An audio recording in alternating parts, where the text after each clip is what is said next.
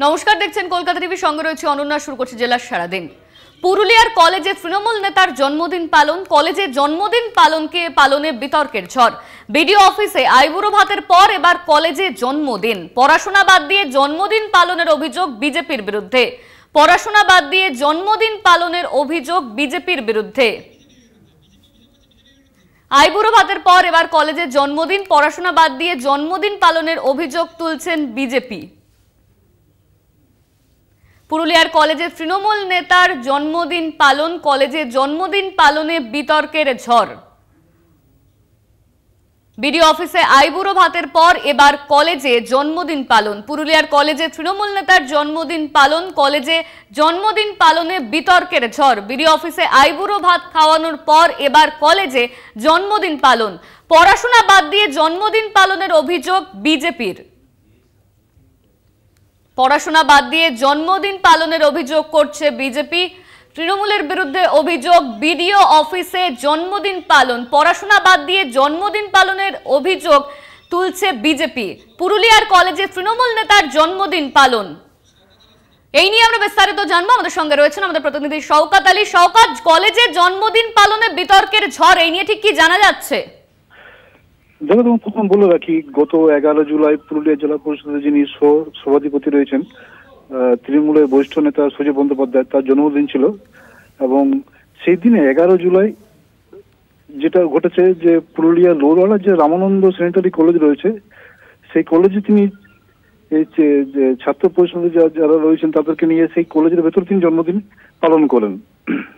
যেখানে বিরোধী বিজেপির অভিযোগ যে সেখানে কলেজ চালু রয়েছে, কলেজে পরীক্ষার জন্য ফর্ম ফিল আপ চলছে, সেখানে কিভাবে এই কলেজের ভেতরে জন্মদিন পালন করা হয়, আর এটা নিয়ে বিতর্ক তৈরি হয়েছে।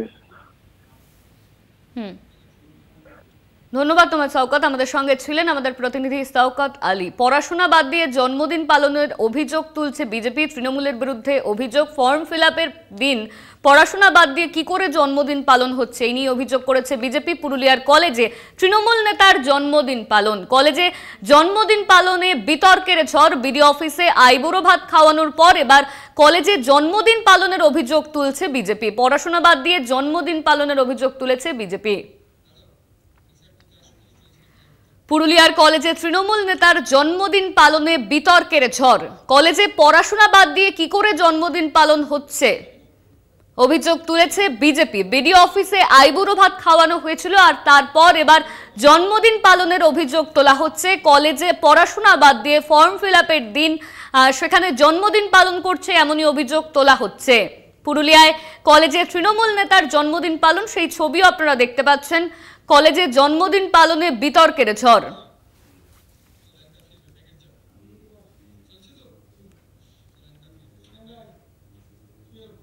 লোকসভার পর বিধানসভা উপনির্বাচনেও রানার আপ বিজেপি।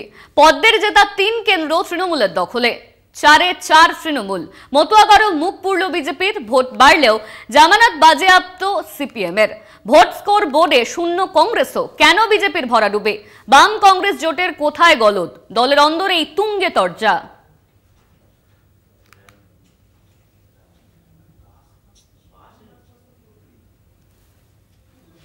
উপনির্বাচনে scoreboard: Trinamool 4, BJP 0, CPM 0, Congress 0। উপনির্বাচনেও সবুজ ঝড়। বঙ্গে হোয়াইট ওয়াশ বিজেপি। বাংলায় বিধানসভা উপনির্বাচনে ফুল মার্কসে পাশ তৃণমূল। 4 কেন্দ্রেই দ্বিতীয় স্থানে বিজেপি। উপনির্বাচনে মতুয়াগড়, বাগদাও হাতছাড়া গেরুয়া শিবিরের।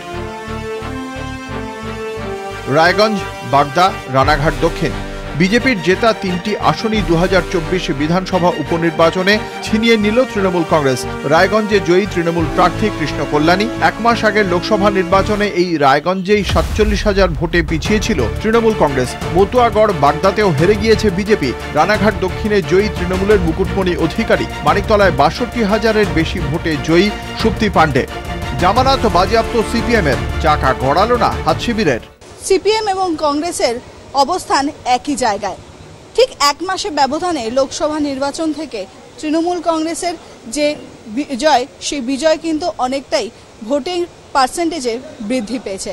তবে সিপিএম এবং কংগ্রেস তারা নিজেদের জামানত জব্দ হলেও বেশ কিছু জায়গায় ভোটিং পার্সেন্টেজে অনেকটাই এগিয়ে গেছেন লোকসভা নির্বাচনের তুলনায়। তবে বিজেপি তার নিজের স্থান দ্বিতীয়তে অক্ষুণ্ণ রেখেছে, তবে ব্যবধান বেড়েছে তৃণমূলের থেকে অনেকটাই। 2021 বিধানসভা নির্বাচন, কার ঝুলিতে কত ভোট? বাগদায় বিজেপি পেয়েছিল 1,08,111, তৃণমূল পায় 98,319, কংগ্রেস পায় 8,250। রায়গঞ্জে বিজেপি পায় 79,775, তৃণমূল 59,027, কংগ্রেস 17,198। রানাঘাট দক্ষিণ BJP 1,19,260, Trinamool 1,02,745, CPM 15,124। Maniktala BJP 47,339, Trinamool 67,577, CPM 13,513। মাত্র এক মাসের ব্যবধান। লোকসভা নির্বাচনের পর বিধানসভার উপনির্বাচন, 2021 সালের বিধানসভার ফলাফল এবং 24-এর উপনির্বাচনের ফলাফলে নজিরবিহীন ফারাক। বাগদায় 13 বছর পর শিবির বদল, রায়গঞ্জে রানাঘাট দক্ষিণী হাতছাড়া বিজেপির। কিন্তু কেন? দুর্বল সংগঠন, জনসংযোগের অভাব, প্রচারে খামতি, নাকি ভুল প্রার্থী চয়ন? কারণ যাই হোক, লোকসভার পর উপনির্বাচনেও বিজেপির ভরাডুবি। লোকসভায় মোহাম্মদ সেলিম এবং ঈশা খান চৌধুরী বাদে বামের ঝুলিতে ছিল শূন্য। উপনির্বাচনেও বামের ভোট বাড়লেও এগোলো না গাড়ি, কংগ্রেসও উপনির্বাচনে অস্তিত্বহীন। 1,13,000-14,000 ভোট মানুষ দেয়, সেটা আপনার তো সেক্ষেত্রে তো আরও বিপদ হয়ে গেল, কারণ বামেরা তো মানুষের উপর ভিত্তি করে আমরা নির্বাচন করবার চেষ্টা করেছি, মানুষের কাছে গেছি, এমনকি নির্বাচনে মাঝপথে ছেড়ে পালাইনি, লাস্ট অব্দি লড়াই করার চেষ্টা করেছি। বাংলায় বাম কংগ্রেসের জোটের পরেও বারবার হার। বিজেপির পাল্লা ভারী হলেও লোকসভা হোক বা বিধানসভা উপনির্বাচন, মার্কশিটে তার ছাপ নেই। কেন হার? বিজেপি বাম কংগ্রেসের অন্দরেই শোরগোল। কলকাতা টিভি। মধুপর্ণা ঠাকুরের জয়ে ঠাকুরনগরে উচ্ছ্বাস। 3 মাস পর ঘরের দখল ফিরে পেলেন মমতা বালা ঠাকুর। বিনাপানি ঠাকুরের ঘরে তালা মেরেছিলেন শান্তনু ঠাকুর। এই ঘরেই থাকতেন মমতা বালা ও তার 2 মেয়ে, আর সেই ঘরই এবার পেলেন মমতা বালা ঠাকুর। ঘরের তালা মেরেছিলেন শান্তনু ঠাকুর, সেই ঘর 3 মাস পর ফিরে পেলেন মমতা বালা ঠাকুর। 3 মাস পর ঘর ফিরে পেয়ে উচ্ছ্বসিত তারা। মধুপর্ণা ঠাকুরের জয়ে ঠাকুরনগরে উচ্ছ্বাসের সেই ছবি। বিনাপানি ঠাকুরের ঘরে তালা মেরেছিলেন শান্তনু ঠাকুর, 3 মাস পর সেই ঘর ফিরে পেলেন মমতা বালা ঠাকুর ও তার 2 মেয়ে। এই মুহূর্তে আমাদের সঙ্গে ঠাকুরনগর থেকে সরাসরি রয়েছেন আমাদের প্রতিনিধি দেবাশিস মণ্ডল। দেবাশিস, 3 মাস পর ঘর ফিরে পেলেন, দখল হওয়া ঘর ফিরে পেলেন মমতা বালা ঠাকুর ও তার 2 মেয়ে।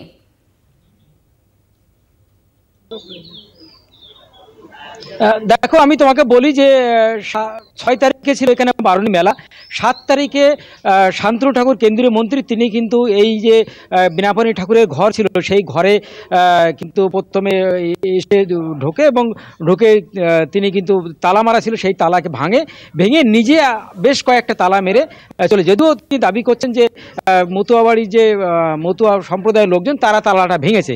সেই থেকে 7ই এপ্রিল থেকে কিন্তু তালা মারা ছিল এবং সেই অবস্থায় ছিল। এরপরে আমরা দেখলাম যে মধুপর্ণা ঠাকুর তিনি কিন্তু এই যে ঘর ফিরে পাওয়ার দাবিতে অনশনে বসেছিলেন, সেটা 13ই মে অনশনে বসেছিলেন। এবং শান্তনু ঠাকুর যেটা বক্তব্য ছিল যে এই ঘরটা হেরিটেজ ঘোষণা করা হবে, সেই মতো কোর্টে কেসও শুরু হয় এবং কেস চলতে থাকে। কিন্তু মধুপর্ণা ঠাকুর অনশনেই আমরা দেখলাম যে 12 দিন অনশনে ছিলেন। সেই অনশনে তিনি কিন্তু দাবি করেছিলেন যে এই যে তাদের যে ঘর, কারণ এই ঘরে বিনাপানি ঠাকুর থাকতেন এবং তার পাশের যে রুমটা ছিল সেই রুমে থাকতেন সাংসদ যে মমতা বালা ঠাকুর এবং তার 2 মেয়ে মধুপর্ণা ঠাকুর এবং তার দিদি থাকতেন। তো সেই ঘরে 7ই এপ্রিল থেকে তালা মারা ছিল। ফলে স্বাভাবিকভাবে একদিকে যেমন তাদের ঘর বন্ধ ছিল, তারা ঘরে থাকতে পারতেন না, পাশাপাশি যে মতুয়া ভক্ত যারা ছিল তারা কিন্তু এই ঘরে পুজো দিতে পারতেন না এবং অনেক সময় আমরা দেখেছি যে প্রণাম করতে পারতেন না, পুজো দিতে পারতেন না। ফলে ঘর মানে সেই যে 3 মাস 5 দিন মতো কিন্তু এই তালামার অবস্থায় পড়েছিল। আজকের মধুপর্ণা ঠাকুর বাগদা বিধানসভা কেন্দ্রতে জয়লাভ করার পরে সে যখন বাড়ি আসে, এরপরে মতুয়া ভক্তরা তারা কিন্তু আনন্দে তারা কিন্তু এই যে তালামারা ছিল সেই তালাগুলোকে ভেঙে দিয়ে ঘরে ঢোকে এবং মতুয়া ভক্তরা তারা ঘরে ঢুকে তারা পরিষ্কার করতে থাকে এবং তারা আনন্দে ফেটে পড়ে। তাদের যেটা বক্তব্য যে একদিকে মধুপর্ণা ঠাকুর জয়লাভ করেছে বাগদা কেন্দ্র থেকে, এই একটা আনন্দ, পাশাপাশি আজকে তারা 3 মাস 5 দিন পরে তারা এই ঘরে প্রবেশ করতে পারলো এবং মতুয়া ভক্তরা ঢুকতে পারছে, এটা একটা আরেকটা আনন্দ। দুটো আনন্দ কিন্তু জোড়া আনন্দ বলা যেতে পারে। তো আমি একটু একটুখানি কথা বলে নেব। আমার সঙ্গে রয়েছে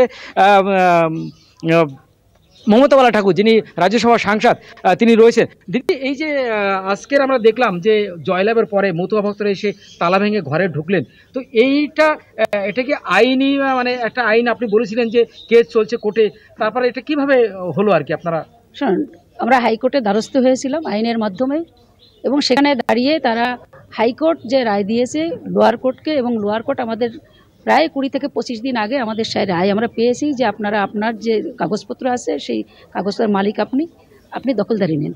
কিন্তু আমরা এই বাগদা উপনির্বাচনে মাননীয় মুখ্যমন্ত্রী মমতা বন্দ্যোপাধ্যায় যে মধুপর্ণা ঠাকুরকে প্রার্থী করেছে, আমরা সকলেই বাগদায় সেখানে শিফট হয়েছিলাম। তার সঙ্গে যারা এবং বিভিন্ন মতো সম্প্রদায়ের মানুষ, যারা মতো ধর্মের মানুষ, বিভিন্ন জায়গাতে মালদা থেকে শুরু করে উত্তরবঙ্গে বর্ধমান বিভিন্ন জায়গা থেকে, এবং ঠাকুরনগরে বলবো না একেবারে পুরো যারা আছে তারা কিন্তু সকলেই কিন্তু ঝাঁপিয়ে পড়েছিল বাগদার বুকে। প্রতিদিন তারা ওখানে প্রচারে যেত, এবং সেখানে দাঁড়িয়ে যে আজকে আমরা ঘরে নেই, আগে আমাদের জেতা নিয়ে হচ্ছে আমাদের ডোর টু ডোর মানুষের কাছে পৌঁছাতে হবে, এবং মধুপর্ণা ঠাকুরকে তৃণমূল কংগ্রেস থেকে তাকে জিতাতে হবে। এবং তাদেরই কথা ছিল যে আমরা রায় পাওয়ার পরেও আমরা এখন এই মুহূর্তে ঘরে যাব না, কারণ তার কারণ হচ্ছে আমরা এই দিনটাই যাব, যে দিনটায় রেজাল্ট বেরোবে সেই দিনটাই আমরা মধুপর্ণাকে নিয়ে আমরা ডাঙ্কা নিশান নিয়েই কীর্তন করতে করতে আমরা বড়মার ঘরে তালা ভেঙে আমরা বড়মাকে প্রণাম করব, এবং সেই কাজ তারা ভক্তরা করেছে। এবং আপনারা যেটা বলছেন যে শান্তনু ঠাকুর বলেছে যে ভক্তরা তালা ভেঙেছে, ভুল কথা। কেন শান্তনু ঠাকুর নিজে করেছে, সেটা আমার কথা নয়। আপনার টিভিতে নিউজে আপনারা দেখেছেন, তার লাইভটা দেখেছেন যে সে কীভাবে ওটা ভাঙছে। কালকে থেকে তাহলে পুজো আবার শুরু হচ্ছে এই যে বিনাপানি ঠাকুরের ঘরে, এবং আপনারা এই ঘরে থাকবেন? অবশ্যই আমরা সেটা পরিষ্কার করে, এবং সেটাকে এতদিন ধরে 3 মাস 4 মাস ধরে বন্ধ, জানেন যে ঘরের ভিতরে কি অবস্থা হয়, সেটাকে পরিষ্কার করে তাকে আবার বড়মাকে যে জায়গাটা আমরা চাই, যে বড়মার যে আজকে সব থেকে আমার থেকেও বেশি যদি কষ্ট পেতো বড়মা পেয়েছে, তার কারণ ভক্তরা পেয়েছে। তার কারণ প্রতিদিন যারা ঠাকুরনগরে সকালবেলা তারা ঘুরতে বেরোয়, যারা শরীরচর্চা করে, তারা কিন্তু ভক্তরা এসে মন্দিরে প্রণাম করে বড়মাকে একটা প্রণাম করে যায়। তারা আমি নিজে চোখে দেখেছি, তারা ওই দরজায় দাঁড়িয়ে চোখের জল ফেলে গেছে। তো সেই জায়গায় কালকে থেকে আবার তারা ফিরে পাবে, এবং ভক্তদের জয়, আমি বলবো যে এটা নৈতিক জয়, সততার জয়, হরি গুরুচাঁদের জয়, বড়মার জয়। একদম। তুমি শুনলে যে মমতা ঠাকুর তিনি বললেন যে আগামী কাল থেকে কিন্তু এই ঘরে পুজো দিতে যেমন পারবেন, প্রণাম করতে পারবেন সাধারণ ভক্তরা। ফলে একদিকে যেমন মধুপর্ণা ঠাকুর জয়লাভ করার পরে একটা আনন্দ, পাশাপাশি আজকের যে ঘরে যে প্রবেশ করতে পারছে মতুয়া ভক্তরা, এটা কিন্তু আরেকটা আনন্দ। এই জোড়া আনন্দ কিন্তু ঠাকুরবাড়িতে এখন, ফলে স্বাভাবিকভাবে মতুয়া ভক্তরা তারা কিন্তু মেতে উঠেছে এই জোড়া আনন্দে। ধন্যবাদ তোমায় দেবাশিস। আমাদের সঙ্গে সরাসরি ঠাকুরনগর থেকে ছিলেন আমাদের প্রতিনিধি দেবাশিস মণ্ডল। আদালতের রায়ে তালা ভাঙলেন মতুয়ারা। 3 মাস পর সেই ঠাকুর দালান ফিরে পেলেন মমতা বালা ঠাকুর। মধুপর্ণা ঠাকুরের জয়ে ঠাকুরনগরে উচ্ছ্বাসের ছবি স্পষ্ট। অন্যদিকে 3 মাস পর ঘরের দখল ফিরে পেলেন মমতা বালা ঠাকুর।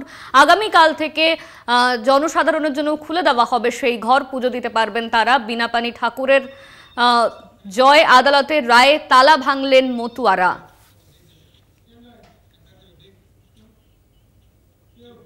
জেলা সারাদিনে এখন সময় একটা ছোট্ট বিরতির। ফিরছি বিরতির পর, সঙ্গে থাকুন। ফিরে এলাম বিরতির পর। বাগদায় সবুজ ঝড়। 13 বছর পর মতুয়াগড়ে ফুটলো ঘাসফুল। রাজনীতিতে একেবারে নতুন মধুপর্ণা ঠাকুরের ম্যাজিকেই শেষ হাসি হাসল তৃণমূল। কনিষ্ঠতম বিধায়ক হিসেবে নাম লেখাতে চলেছেন ঠাকুরবাড়ির সদস্য মধুপর্ণা ঠাকুর। মতুয়াগড়ে তৃণমূলের কামব্যাক। বাগদা বিধানসভা কেন্দ্রে সবুজ ঝড়। ঠাকুরবাড়ির নতুন বিধায়ক মধুপর্ণা। মতুয়াগড় বাগদা বিধানসভা উপনির্বাচনেও সেখানে গৃহযুদ্ধ অব্যাহত। লোকসভা নির্বাচন থেকে শুরু করে বিধানসভা উপনির্বাচনে ভোটের প্রচার।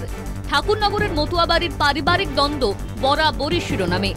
একদিকে বনগাঁর বিজেপি সাংসদ ও কেন্দ্রীয় মন্ত্রী শান্তনু ঠাকুর, অন্যদিকে মতুয়াবাড়ির অপর সদস্য তৃণমূলের রাজ্যসভার সাংসদ মমতা বালা ঠাকুর। পারিবারিক সংঘাত গড়ায় অনশন পর্যন্ত। বিনাপানি দেবীর ঘরের দখল ঘিরে দ্বন্দ্ব তুঙ্গে ওঠে। দখল মুক্তির দাবিতে শান্তনু ঠাকুরের বিরুদ্ধে অনশনে বসেছিলেন মমতা বালা ঠাকুরের মেয়ে মধুপর্ণা ঠাকুর। এবার বাগদা বিধানসভার উপনির্বাচনে তৃণমূলের নতুন ঘোড়া এই মধুপর্ণাই। পারিবারিক বিবাদের জেরে ধর্ণা হোক বা বিধানসভা উপনির্বাচনে লড়াই, প্রথমবার রাজনীতির ময়দানে নেমেই ছক্কা হাঁকালেন মধুপর্ণা ঠাকুর।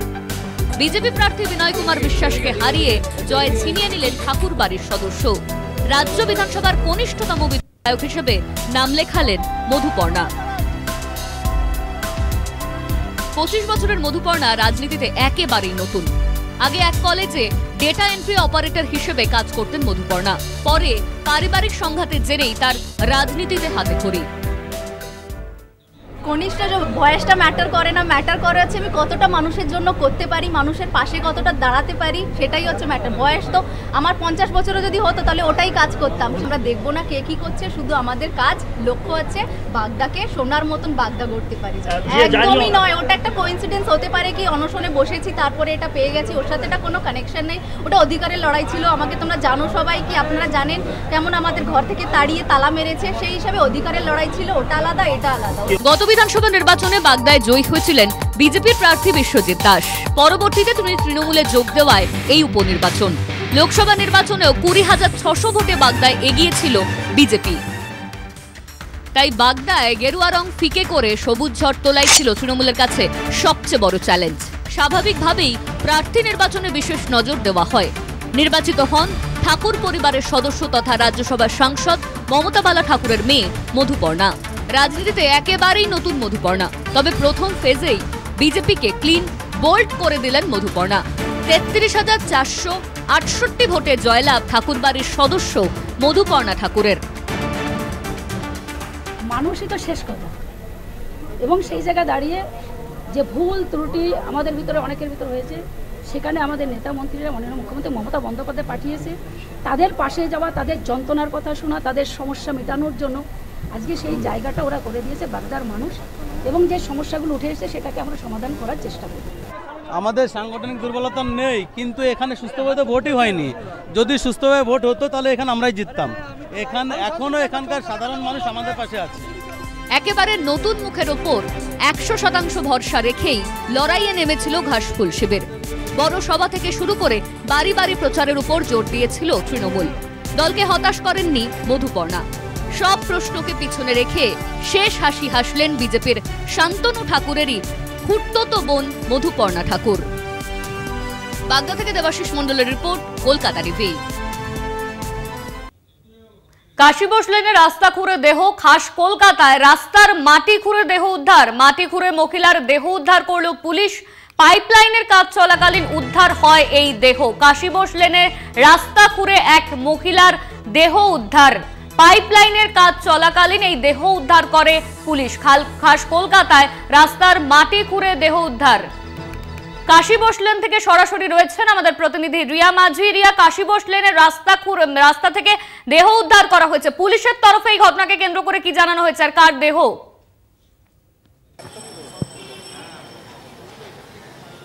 দেখো, এখনো সেই বিষয়টা স্পষ্ট নয়, তবে ইতিমধ্যেই অটোপসি এক্সপার্ট যিনি রয়েছেন তিনি যেমনটা জানিয়েছেন পুলিশকে যে এই মহিলার দেহ বেশ কয়েকদিন আগেরই তার মৃত্যু হয়েছে বলে এমনটাই জানানো হয়েছে, এবং এটি একটি মহিলার দেহ বলে চিহ্নিত করা গেছে। তবে তিনি কে সেটা এখনো স্পষ্ট নয়, এবং এখানকার যারা স্থানীয় বাসিন্দা তারাও কিন্তু চিনতে পারেননি, এবং এই পাড়ার কেউ নয় বলেই তাদের প্রাথমিক অনুমান। আমি এই মুহূর্তে যেই জায়গাটায় দাঁড়িয়ে রয়েছি, অর্থাৎ যেটা প্লেস অফ অকারেন্স, তোমাকে দেখাতে বলবো। আমার ক্যামেরা পার্সন রয়েছে সন্দীপ সোম, তোমাকে যে জায়গাটা দেখাচ্ছে, যেখানে দেখা যাচ্ছে যে কয়েকদিন আগেই এখানকার স্থানীয় বাসিন্দারা যেমনটা দাবি করছেন যে এইখানে পাইপলাইনের কাজ চলছিল, এবং কয়েকদিন আগেই কিন্তু সেই কাজ বন্ধ রয়েছে। কারণ আমরা জানি যে মানিকতলা সেখানে নির্বাচন চলছিল, এবং সেই নির্বাচনের কারণেই কিন্তু মূলত কাজ বন্ধ রাখা হয়েছিল। এবং আজকে এই যে জায়গা, অর্থাৎ বিধান সরণির যে জায়গা, সেখান থেকে এই জায়গাটা থেকে দুর্গন্ধ বেরোচ্ছিল, এবং সেই দুর্গন্ধ বেরোনোর ফলেই কিন্তু তারা মনে করেছেন যে এখানে হয়তো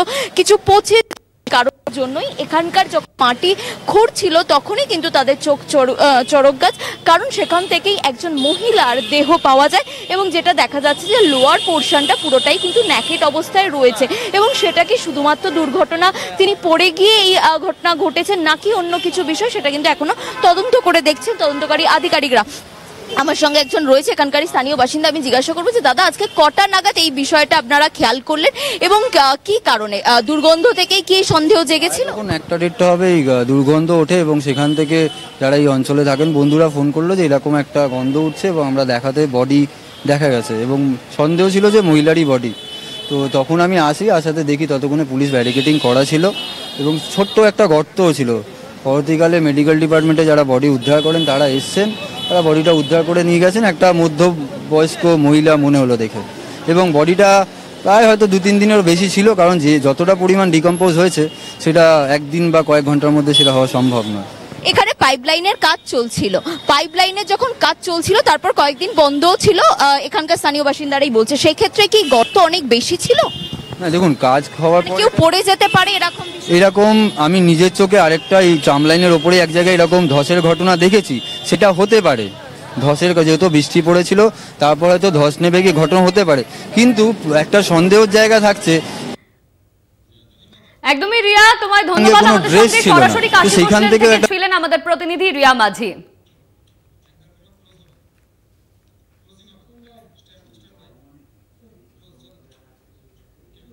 জেলার সারাদিন আজ এই পর্যন্তই। দেখতে থাকুন কলকাতা টিভি, রাত দিন 7 দিন।